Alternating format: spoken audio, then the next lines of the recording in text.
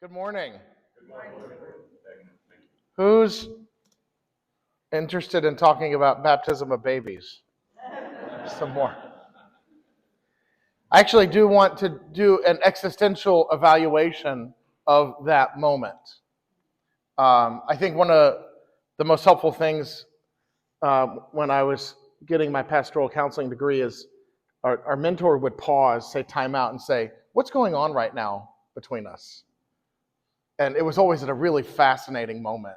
And we would learn as much out of the group dynamic evaluation as we would from the case study that we were discussing.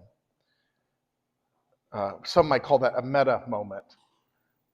The reason I ask is because I would like to hear from you how it felt as I'm hammering you. Why do we baptize babies? Did you know that you had an opportunity to evangelize me? And I saw how frustrated so many of you were. And I wanted you to feel it. And my first question is something that is way harder than I realized, is when we're asked a question, a difficult question, how often do we say a short prayer inside before engaging with the person? And so I'm wondering, we went on for a while. It was not my intention to go on for that long. How many of you were praying? I wasn't. We had somebody praying. There you go. First place. I know that might sound kind of weird, but you're going to have someone who doesn't think they're being antagonistic and they're pressuring you. You're going to have someone who doesn't like your answers. You're not making sense. You're talking in circles. I don't understand the words you're using. You haven't mentioned the Bible once. This pressure. Do you feel the pressure I was putting on you? But why? Why? You think I'm the only person that's going to give you that pressure? I went easy on you. I'm an intense Arab, and I went easy. All right? So I say all that to say in your own personal way, reflect on what you could have done differently yesterday. How many of you, I kept a little track of this because I liked this turn. How many of you decided to ask me a clarification question instead of just answer? Yes, a couple of you did. It's a really good instinct. But what we tend to do is say, I understand your question and I have the answer. That's not true at all. It's amazing that I would say the majority of the time when someone asks me a question in a potential evangelistic opportunity, the majority of the time, I now make the assumption that I actually don't understand their question. No matter how obvious it is. And I'll open with a story so you can understand. When I felt like God was calling me to evangelism, and I told you yesterday I felt like the Jonah of it. What was shocking to me was that I didn't know there was a problem in the Orthodox Church. I hadn't been paying attention. I didn't know there were Orthodox Christians who thought we don't do evangelism. I don't know about you, but that just kind of shook me. I was struggling with me not doing it. I wasn't struggling with whether or not the Orthodox Church thought it was orthodox. So as I began to discover this, I was really shaken. And I'm like, wait, not only do you want me to do evangelism, you want me to help explain to Orthodox people that we do evangelism. I'm like, that's a big ask. It's a really big ask. And less than a year later, I got a job offer to do this full-time for the Antiochian Archdiocese. And I just kept listening to the invitations. I never sought this out. And I did that for 7 years. And when I would be on an airplane, and I'm sitting there, and I enjoyed airplane rides a lot. This was an opportunity to practice evangelism. And I would just be friendly. And if you're friendly enough, at some point, they want to know why you're traveling. I didn't do it and I would say, I'm traveling for work. What do you do? I teach Christians how to be nice to non-Christians. And they love that every time. It doesn't matter their background. And they're like, well, how's that going? And I said, business is booming. And that never failed to lead into a really great conversation. There was another time on the plane where the lady next to me was reading The Orthodox Church by Timothy Ware. It's like, oh, are you Orthodox? She's like, oh, no. Oh, right? I mean, oh, why are you reading this? Oh, well, my coworker and friend is Orthodox, and she wanted me to read this, and I agreed I would read it. Okay, we're talking, and I continue to ask her questions, and I find out that she's had a horrible experience with an Orthodox church. Horrible. I'm not going to remember all the details, but basically, I had to spend about 5 or 10 minutes minimum. I can't remember exactly because you're on a plane and time stops. 5 or 10 minutes minimum just to get my bearings about who she was before I could even begin to offer anything. And then finally, I found it. I was like, I said, I can explain that. I couldn't explain anything for 10 minutes. I was doing my full-time job of teaching evangelism, and I had nothing to say for 10 minutes. Nothing to say. But finally, we got to something. And what we got to was actually the only thing that mattered. It was 10 minutes of getting to know each other, kind of testing the waters. Who are you? Who am I? Then we finally got to the real meat. But I had to go through the 10 minutes, which feels like a long time when you have ADD. A really long time. I can't tell you how many difficult opportunities that God has given me, and through sheer humility and me having to take a step back and say, whoa, what's going on here? And having a meta moment or an existential moment, what's happening right now, has been the answer instead of the theological answer. When I was in Key West, and I love visiting Key West, my very first time there, I was stopped at a street cart vendor, and the person came up to me and starts talking to me, doing an excellent sales pitch. And I was considering some jewelry for my wife. And we're talking, and she's just trying to keep me around long enough to buy something. And I know that. And it was beautiful jewelry. I was very interested. So I'm talking with her, and eventually we get to the point where she's like, and I'm here for work. Oh, what do you do? I work for a church. And she flared up, looked at me. Are you one of those churches that's against gay marriage? It's a yes or no question. What do you say? Why do you ask? Can you feel it? So I said, I don't know how to talk about that until you and I have an understanding of what marriage is. So we spent 10 minutes talking about marriage and salvation. And she made me promise that when I return, I would come back and talk to her. We never even got to gay marriage. That wasn't her question. Her question was, do you hate people? Do you hear that? Do you hate people? Are you one of those churches that hates people? But what question did she ask? And so it takes time to really hear these questions. And really, there's so much more existential nuance in these moments than we realize. And it's the question behind the question. When I was really getting good at evangelism and I felt like I was getting my feet, God reminded me of where I really was in the rankings. And when I tell you yesterday, I don't compare myself to St. Paul, God constantly reminds me I'm not there. My uncle, I'm at a family gathering, says, hey, what's up with you guys and icons? I give a 5 to 10 minute beautiful essay. You could put it in a publication about icons and the incarnation. And I got to the end, I was like, man, that was good. And he goes, yeah, but why do you have icons? And I was like, what? I just told you why we have icons. But I had immediately gone on the defense and knew I had the answer and had been reading about it. Oh my gosh, I was just reading an article about iconography. This, like, it just all clicked. Like, this made perfect sense. And then he asked me again, my own uncle. And I was like, I don't. He's like, I don't know. They kind of bother me. And he was like, I was just curious. He doesn't hate them. He just kind of doesn't know how I feel about them, right?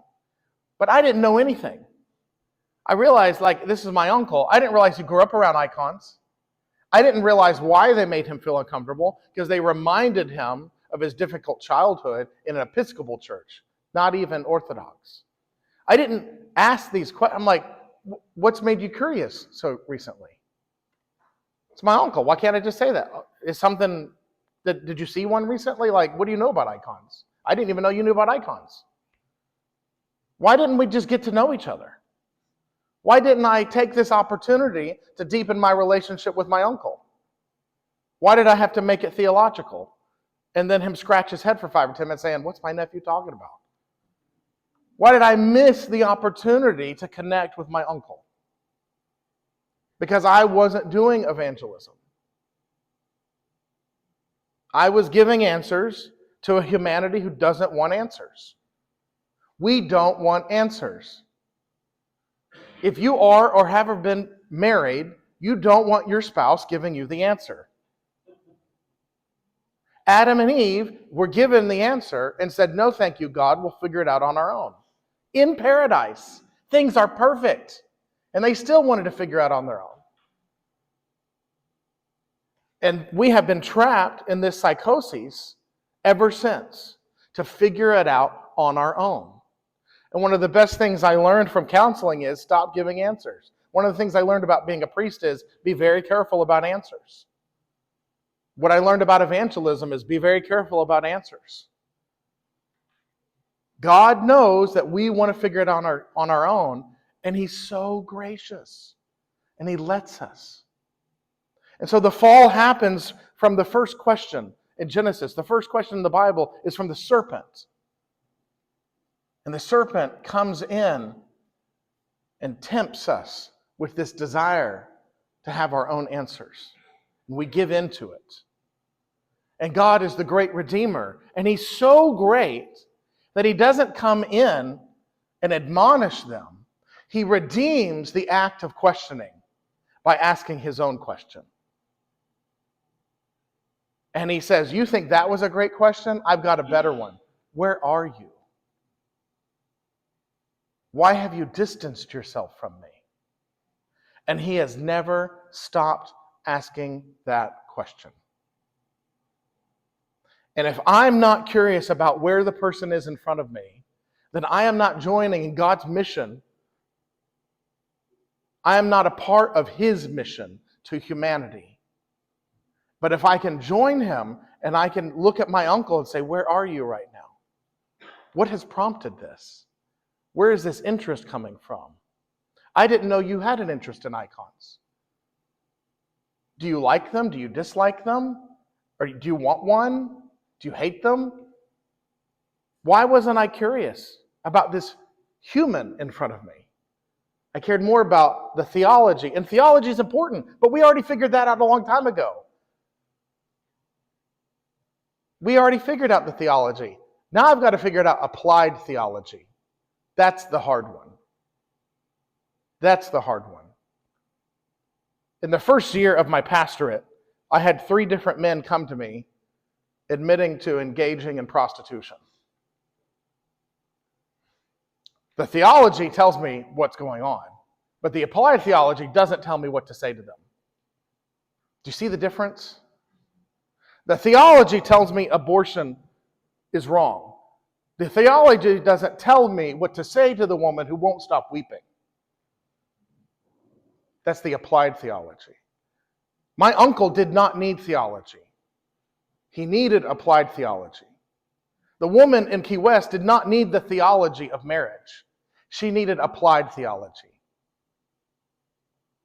And this distinction is something that we rather struggle with. And if I'm on the record, I will say that the orthobros completely have no clue about the theology versus the applied theology. And the internet is obsessed with the theology and completely disregarding the applied theology. And if all that mattered was the theology, a robot could do the bishop's job. But when I sit down with my robot and I say, ChatGPT, how do I help this woman stop weeping? It's pretty weak. But when I sit down with my bishop, and I sit down with St. Paul in the scriptures, and I sit down with the saints, it's divine. And that's something AI is not going to offer. And that's something that the orthobros and the internet are completely missing. Yes, we have the theology. We figured it out a long, long time ago. What do we do about it? And if our theology is so amazing and so right, and that's all we need, why are we still less than 1% of America? Because what we struggle with is the applied theology. And that is evangelism. And so if you wonder if we do evangelism, yes. We are called to execute applied theology. And what should have happened, and I learned with that uncle, is all the other, and man, I've thought of 50 things I could have said that were better than what I said. 100 things. It just takes the wrong one. And it wasn't even, I'll even take it a step further, it wasn't even necessarily the words, it was what I wanted out of the encounter. And what I wanted was to prove to him what I knew about icons. What I wanted in reflection was to theologize. What I didn't want in that moment was to meet him where he was. That's not evangelism. Evangelism is not sharing theology. I know that sounds weird. What is the good news? We need the theology so we have a foundation. It is imperative, and I'm so thankful the Orthodox Church figured it out. I don't have to wonder about our theology, and unlike so many other churches, every other church in the world, I don't have to worry about ours changing. I can't imagine being in a church wondering, what are we going to believe now? And while that gives us a foundation and roots, it's not the leaves on the tree. It's not the fruit. The fruit comes out of the foundation. And so while I'm rooted in the theology of the church, so was Christ. He was able to bend the rules. He should not have raised Lazarus from the dead. He's just going to die again. He should not have healed so many people. They're sick in a fallen world. They've sinned. He should not have healed the blind man. If we're sticking with the theology only. But in the applied theology, our God is a good God and a loving God. He loves us. And He bends the rules constantly. And He constantly lets us come back and say, I messed up again. I accept you. I messed up again. I accept you. I messed up again. I don't deserve that. God has not stopped asking this question. And so, really, in miniature ways and moments, in days and cycles and in large ways, the whole world is still in the upper room after the death of Christ. Do we realize that? The whole world is waiting in that upper room. Is there any good in this world? Can I trust anything? I don't know how much you know about them in the upper room while they're waiting, before the appearance. They're in the upper room, they're waiting. They're waiting. This is the world. This is what happened at COVID. When they say they experienced evil, everyone realized they were waiting in the upper room. There has to be something else. There has to be something more. And we get to be Christ-like to these people and appear to them and magically appear. The encounters that I have dealt with and we read about from the saints feels like we've walked through walls. There's too many times that people say things that they shouldn't say. They're in the right place when they shouldn't be in the right place. There's too many things that make sense in this world for God not to be here. Too many things make sense. Does the evil make sense? No. Like, do the protests, like what, an hour away right now, make... There's so many things that don't make sense, but there's things that do. There's a lot that does. And if we get trapped in one polarization, yeah, that's true. There's a lot of horrible things. But there's also a whole lot of amazing things that just don't seem like they could be completely random. And introducing this nuance. And so if we realize that the whole world is waiting in the upper room, and they need a loving appearance, they need an extension. Orthodox evangelism is not about numbers, but numbers can be used in loving ways. And I'll give you an example of something I learned about numbers. I believe that as I get older, the number of meaningful relationships I have in my life should increase.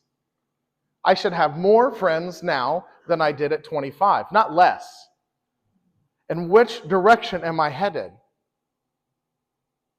Is my friendship numbers growing? People that I can call, is it shrinking? And if my numbers are shrinking, do you know what the common denominator is? Me. If my numbers are growing, the common denominator is me.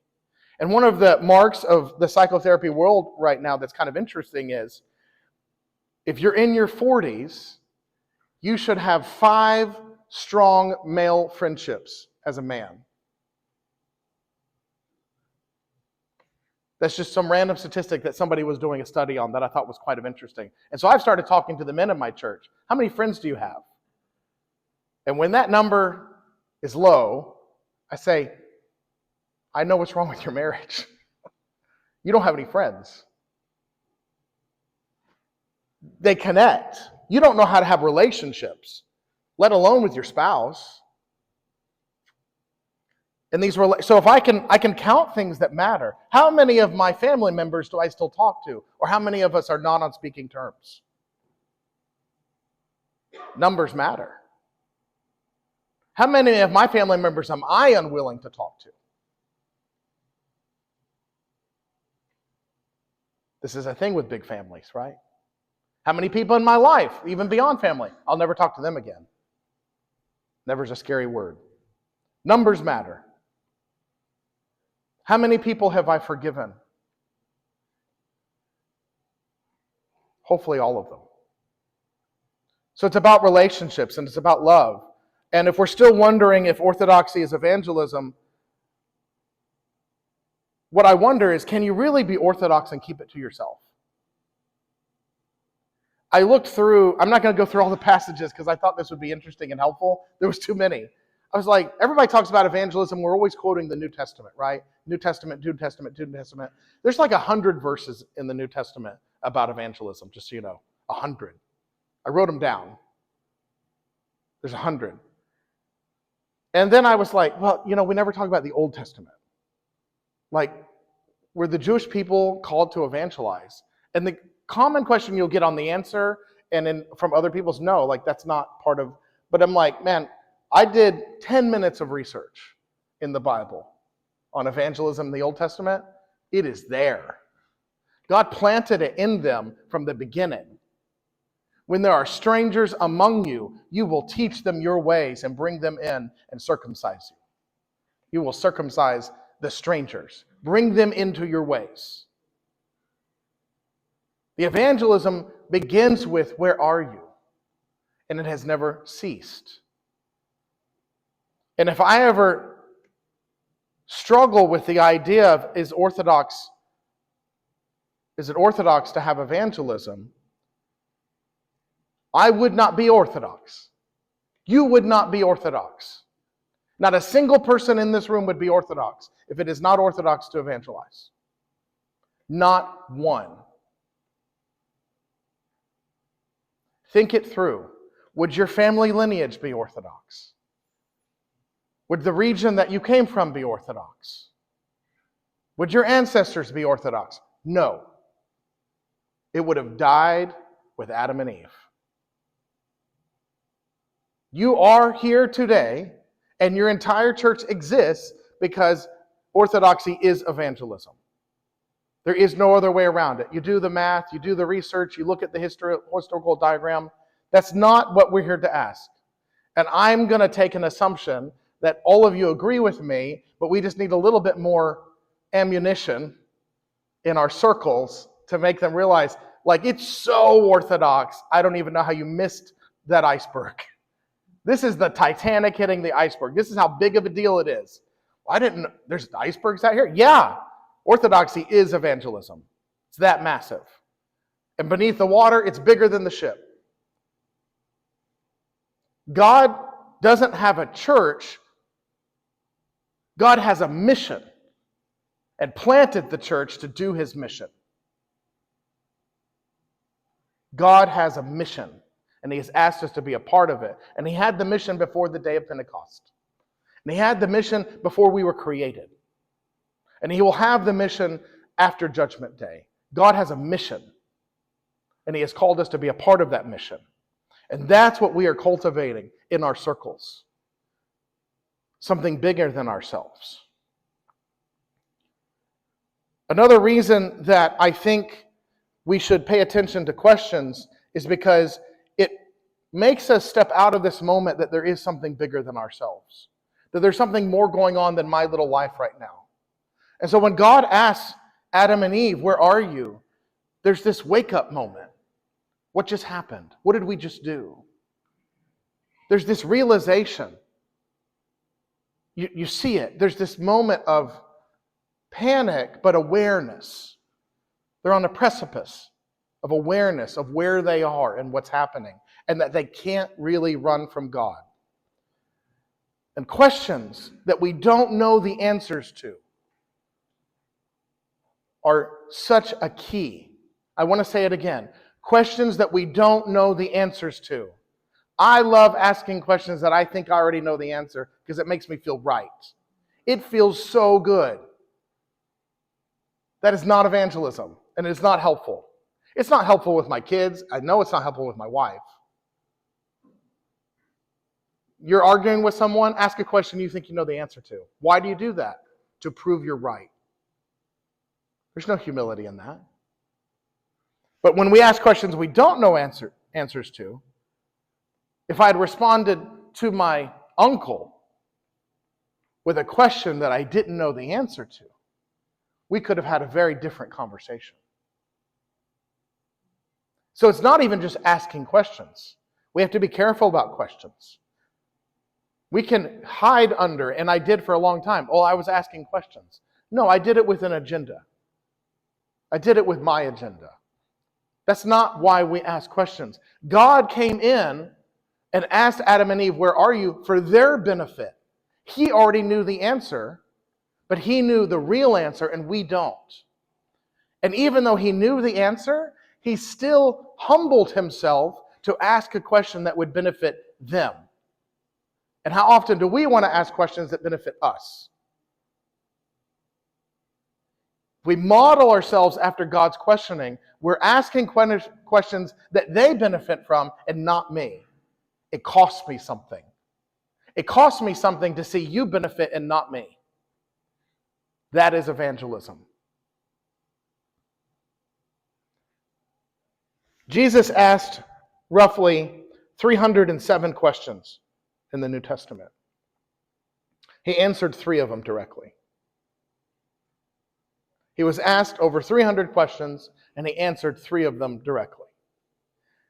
What a ratio, right? Now, was he being difficult?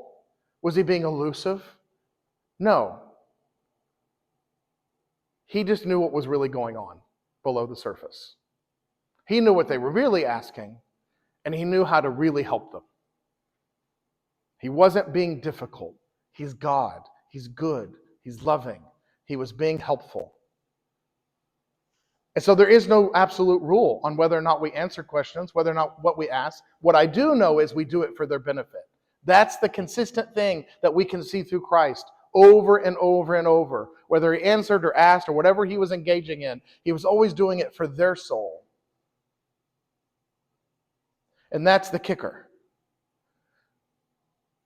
In the moment that my uncle asked me about icons, did I think about his soul? And I didn't. I thought about icons. And I ignored the icon in front of me, which is way more valuable than the icon on the wall. In the beginning, they made them in the icon of God. And the icon that was in front of me, I missed. And so listening becomes critical because we're not perfect listeners. And when I started getting into evangelism, the other thing I discovered about myself was that I was probably the worst listener in the room. Best talker, worst listener. And I was like, I told my wife this. I'm like, I think I'm a really bad listener. She's like, oh, yeah. She's like, I've been telling you that for years. I'm like, I didn't hear it. I didn't hear it. You know why I didn't hear it? Because I wanted to find the answer for myself. I was still in the fall. And I can still have moments where I'm in the fall. And if I'm not careful, I can let myself return to the upper room and feel alone and scared and persecuted. That's not where I am.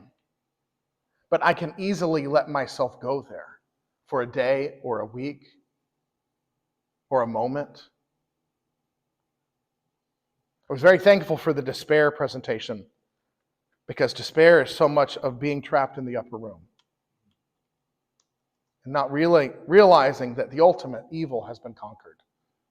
Be of good cheer, for I have overcome the world. How can I embrace that verse and have despair? Be of good cheer. I have to say that to myself weekly. I don't know if you know that. I say it to my congregation all the time. Be of good cheer. Be of good cheer, for I have overcome the world. And I let myself get trapped in that upper room over and over and over. But if we return to this idea of questions and how they're deeply connected to love, that God has redeemed questions to love us. And I was helping a young couple work through some communications issue recently. And she had worn something that he wasn't too fond of. And he admitted it. And he's like, I was just being honest. I'm like, no, you weren't.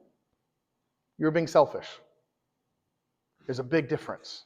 We like to use the word honest to cover the word selfish.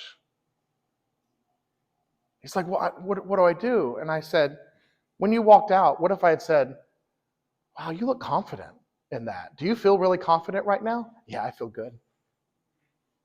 I feel very cute. My wife loves it. When she feels cute, you can see it.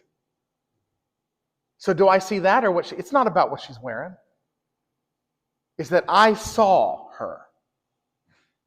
I see you. You feel cute right now, don't you? I do. I know it's going to be a good night.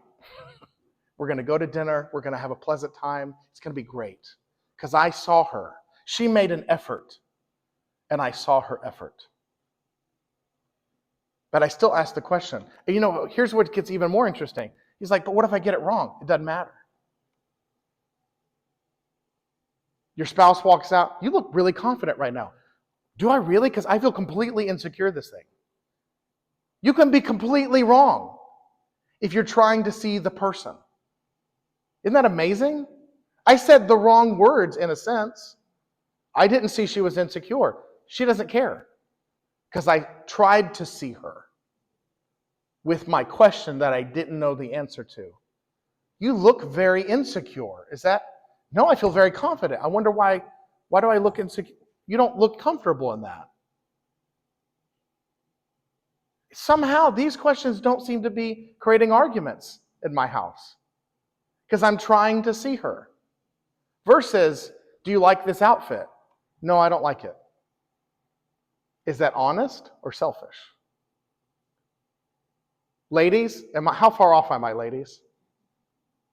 I'm only married to one woman, but this seems to be quite helpful in marriage counseling. Seems to be quite helpful. Trying to see each other. When she sees that I'm trying to do something with my life, and she doesn't understand it, but she asks me questions, I feel respected. You seem like you had a bad day. Doesn't matter if I had a bad day or not. It just matters that she asked. No, I actually had a good day. I wonder, well, you had a serious look on your face. I'm thinking about what I want for dinner. It doesn't matter if I had a bad day. She just asked based on what she saw. Who are you where are you right now? My husband, my wife, right? Where are you right now? And so these questions create connections, even if we're wrong, when we're trying to see where they are, who they are, and we don't know the answer. It actually segues into a very interesting thing, because Jesus would often take advantage of these questions, and then he would segue into something that we like to jump right to, which is answers. But he would let the questions evolve a little bit. And then he would go into storytelling. And storytelling is a critical piece. But there has to be this respect of one another, this love, this attempt to say, I see you, do you see me? Now we can tell stories. And this is almost needed every day, even in marriage. This daily dance, I see you, do you see me? Okay, now we can talk. Otherwise, there's not much of a connection if we just jump right in. This is one thing that I took a long time to understand about my wife. She wanted that daily, I see you, do you see me? My uncle wanted that. The lady in Key West really wanted that, even though she didn't know it. And so this is evangelism. Trying to see the person in front of me. And if I could just go back for just a moment. The point I was trying to make with the unbaptized baby is, do we see the baby for who they are? Do we see the person for who they are? Do we see the icon of God? And so often we don't. And now that we've gone through questioning, and we have to consider how to tell stories, the easiest way that I could say it is that I have to have an experience of God, or God's presence, or miracles, and then have a way to articulate that, and it doesn't have to be perfect. When I talked about peanut butter and jelly sandwiches yesterday,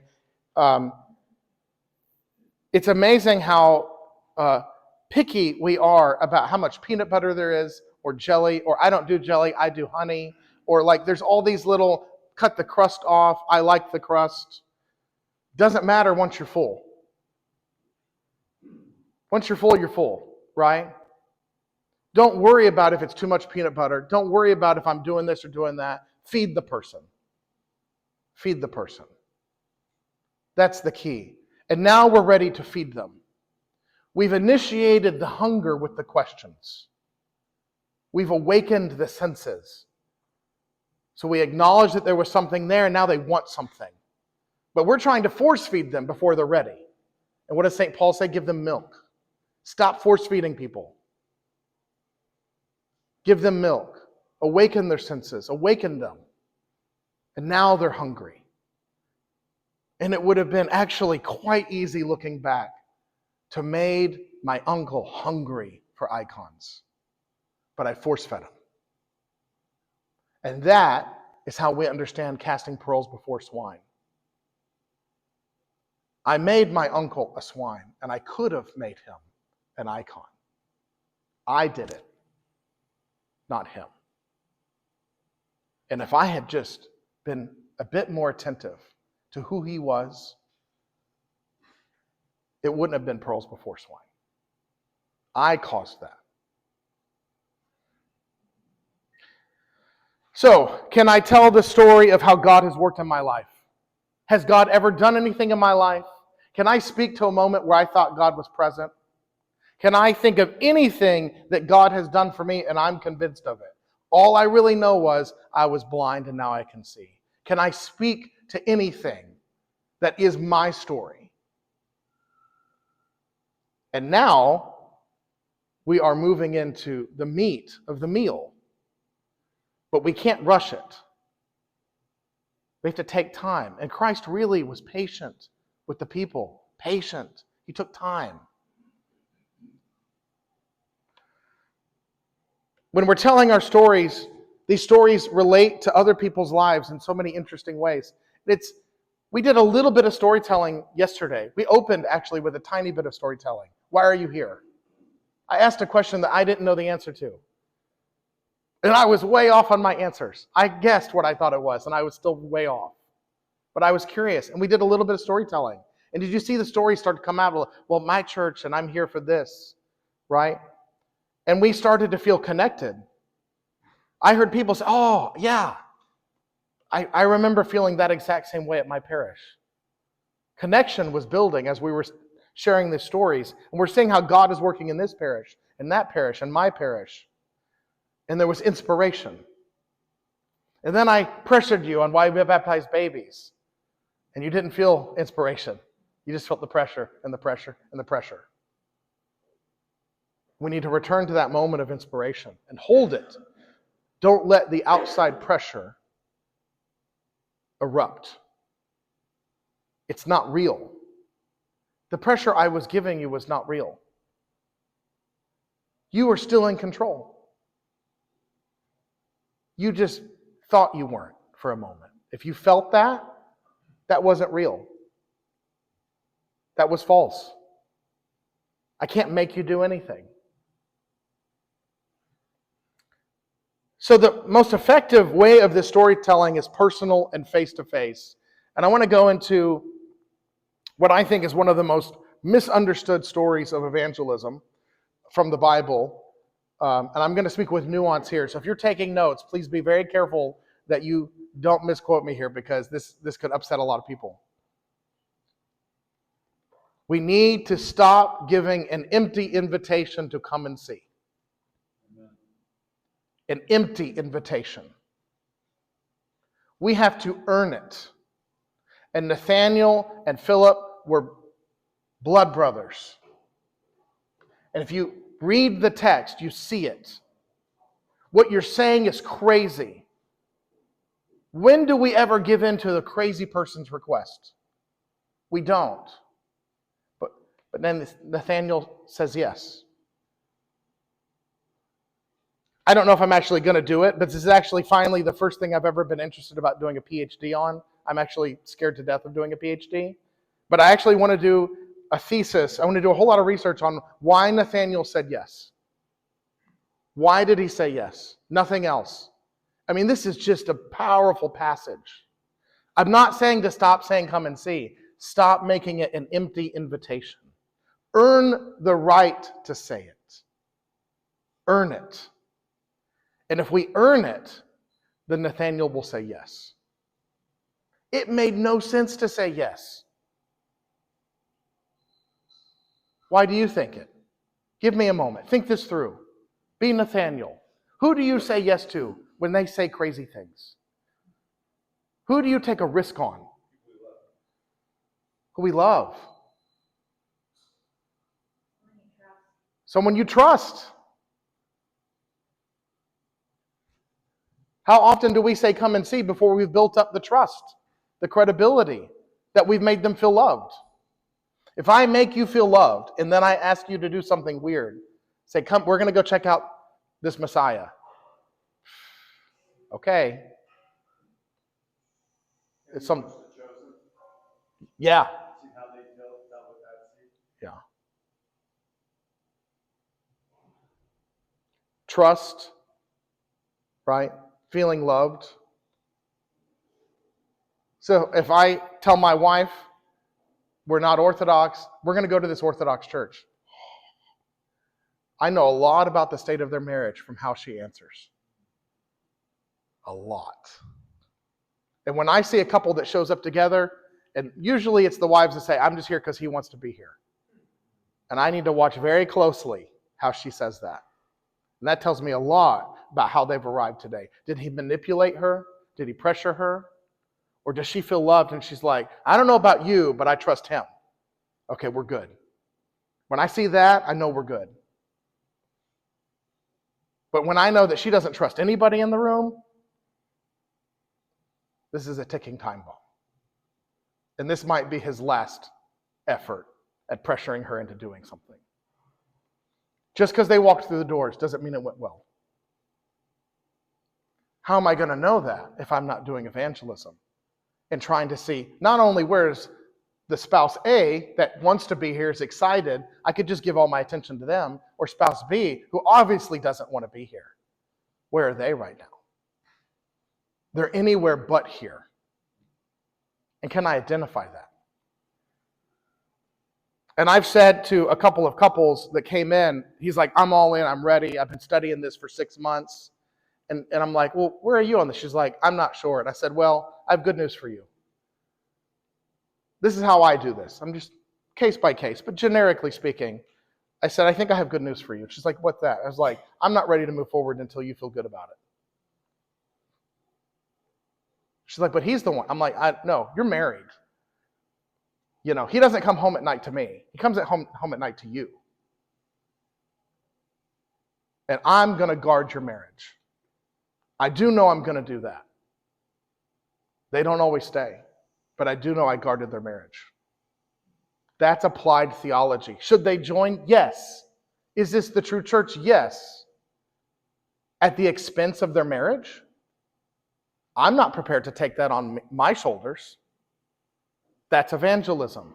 It happened right there in the doors. And they walked away, and it was okay. Because I guarded their marriage. I planted a seed. Someone else will water it, and God will cause the growth. All I had to do was plant the seed. And I did that by guarding what was important to her. So if people feel loved and respected, they'll listen and they'll follow your invitation. And by guarding her marriage, I might never see her again, but I know that our relationship is different. Our relationship is different. And it's amazing how often we forget the full story of the rich young ruler. And one of the hardest things for Protestants is that Christ let him walk away. You want to learn of Protestant evangelism? That is not the story they will teach you. I never learned that story. And that's one of the most powerful evangelism stories, to let them walk away. And what do we know about the rich young ruler in our tradition? He later became a Christian. And God let him take his time. How amazing is that? You have permission and a blessing from Christ. If you're going to be Christ-like, let them walk away. But do it in a way that they can come back. Make it easy for them to come back. I had a relative leave the Orthodox Church. And I went to my mentor and I was like, what do we do with this? And he said, we make it easy for her to come back. Because she probably will change her mind at some point. And when she does, is she going to be so tired of how you hammered her that she's dug her heels in, that even though she now agrees with you, she refuses to come back to save face? Or is it easy? And when I say easy, how hard is God on you when you repent and you come back? Does he just accept you? If you fully repent, does God fully accept? That's what I mean. He's not rubbing it in our faces. We're not a dog who pooped in the living room. He lets us live with our consequences, but he doesn't rub our face in it. There's a big difference. By letting someone live out their consequences and rubbing their face in it. You know, I'm so sorry these choices have led to this, and if there's something I could do, I will, but I'll sit with you in it. I'm glad we're talking. I'm glad you came to me that we could talk about it. I don't have to rub their face in it, but I also don't have to remove the consequences. And there's a part of them that doesn't want me to. There's a part of them that does, but there's a part of them that probably doesn't want me to. But if Philip didn't see Nathanael and Nathanael didn't see Philip, would this have happened? If they were just casual acquaintances, how could this have played out the way it did? I really see no other way than they trusted each other. And I really believe that we need to use come and see after we have built up credibility. And I'll give you an example. I used to be really frustrated with church websites that said come and see. And Kenny changed my mind. Thank you, Kenny. Because Kenny's church convinced me that they had earned it. That when they said come and see, they had invested in you before you knew it. That they had spent time on you before you knew it. That they had built up their credibility and their welcoming. And by the time you walked in the doors, that come and see was real. And I was like, wow, that's fascinating. I haven't seen, like in the internet age, he was able to give a full and authentic invitation on the internet. That's hard to do. But they did the hard work at their parish and prepared themselves for who would walk through the doors. It still wasn't an empty. Now, how many of us have come and see and we haven't done the hard work? We want the liturgy to do the work. We want the priest to do the work. We want somebody else. The welcome committee will do the work. Somebody else will do the work. That's an empty come and see.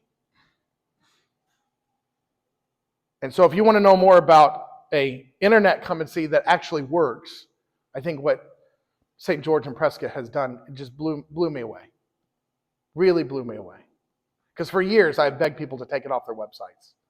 I'm like, you really want people to come and see what's really going on with your parish? And the priest would always tell me behind, well, no, not really. We just say it, but not really. Do you want them to come to your parish council meetings? No. Do you want them to sit in on your women's meetings and see how well those go? And the men's meetings? Do you want them to sit in on your budget discussions? Do you want them to come and see? What do you want them to see? Do you want them to see all of you or just the parts that you show and say, look how pretty this is. Ignore all the dysfunction over here in my church. And so I'm very, very thankful to St. George Prescott for changing my mind. That we can put that on this website, but we have to earn it. It has to be the culture of the parish, not a welcoming team. The team is leading the culture of the parish. Do you see the difference? It's a great start to have a welcoming team. You've got to get doing. Why are you doing it? To change the culture of your parish. And when the culture of your parish is saying come and see, you bring everyone. Everyone. And now that they have earned that in their culture, they are prepared to adapt the message based on who walks through the door. I think I'll finish with the adaptation. I don't think we're going to have time to get into ACT, but I'll explain ACT here at the end. The adaptation is the way that Christ embraces Martha versus Mary after Lazarus has died. When it comes up to Martha, Martha's mind is broken. It doesn't make sense. It's all up here. And he ministers to her mind. And then he goes on a ways to Mary, who's weeping. Does he give her theological answers? He cries with her. Who is in front of you? That is how we adapt. Who is in front of us? Jew or Gentile or pagan? Who is in front of you? And how will I minister to this person? And by ministering to them, and I know all my priests know this, you don't know how often in confession you minister to me. Your repentance ministers to me. Your confession ministers to me. Your desire for God ministers to me. It's beautiful. It's quite incredible. I was always obsessed with confession, and I didn't know that I thought I would be doing the ministering at that point. I'm now the Father Confessor, so I will minister to you. I had forgotten what Metropolitan Callistus Ware told me when we talked about evangelism. He said I had to learn how to listen. And this little old lady would come to me and give confession, and she taught me how to hear confession. This old lady taught Mitch von Clissus Ware how to hear confession as he was a priest. She ministered to him. So when they're in front of us and their mind is broken or they're weeping, I think we can close with what I talked about yesterday, ACT. How do we act like a Christian? ACT. How do we agree and connect and transfigure? And let's look at Christ in this moment with Martha and Mary. Does he necessarily tell Martha she's wrong? She can't make sense of it. If you had been here. And she can't make sense of it, okay? And he ministers to her. Who remembers what Christ said? Such an interesting response. Huh? He doesn't tell her she's wrong. He agrees with her. He said, but that's not the point. You're right, but that's not the point. He does not disagree with her. Your brother will rise again. Yes, if I had been here, he wouldn't have died. But now he gets to rise again. Do you see how he agreed with, but he expanded it? He zoomed out and said, no, there's more to the story. So he stayed with her, he connected. And by the end of that conversation, in moments, it's transfigured. Right? In moments. He sits down with Mary and he weeps with Mary. He agrees, yes, this is a time to weep. And can you imagine having Christ next? You're weeping and Christ comes and weeps with you. And this is one of the most important things that I think I tell people who are grieving. Christ is grieving with you. He's weeping with you. You're not alone in your weeping. And what happens in the presence of Christ, not the action or the words, just presence alone. And how powerful that is. And so this is what I have been trying to work on and what I would say codified. This is what Paul did at the Areopagus. He agreed with them. They connected. And he held the space long enough for them to start to see that God was there. That's the transfiguration of the moment. And this can happen in a few minutes. It can happen in an hour-long conversation. Find something to agree on. With that lady on the plane, it took 10 minutes to find something that we could agree on. Yeah, I agree with you about that. And just let that be. By the end of the conversation, I know the Holy Spirit was between us. But I had to hold the space, I had to guard it from me. I was more of the problem than the devil in that moment. Hold the space. Let it be. Let it settle in. Let it sink. So, do you have to be perfect to talk to people about Christ in the Orthodox Church? I would say it doesn't work that way. If you are perfect, you shouldn't be talking to anybody. You're talking to people because you aren't perfect. You're talking to people because you aren't an expert. You're saying, I don't know. I just know I was blind and now I see. That's what I know. That's not a perfect person. That's not a perfect expose on theology. That's giving glory to God. Can you give glory to God? All I know is that God changed my life. And this is how He changed my life. Should I try to make someone Orthodox? I know people who've done that and they said it didn't go so well. That they won all the arguments and it didn't last. Why? Because we remember the fall. We want the answer for ourselves. And God knows that and He lets us do that. So let the person in front of you figure it out for themselves. You don't have to give them the answer. But you can remind them they're not alone in this. And that will change the whole direction. I hope that by this point you agree, and we can universally agree, that orthodoxy is evangelism. And that we have a maybe slightly more expanded understanding of what evangelism is.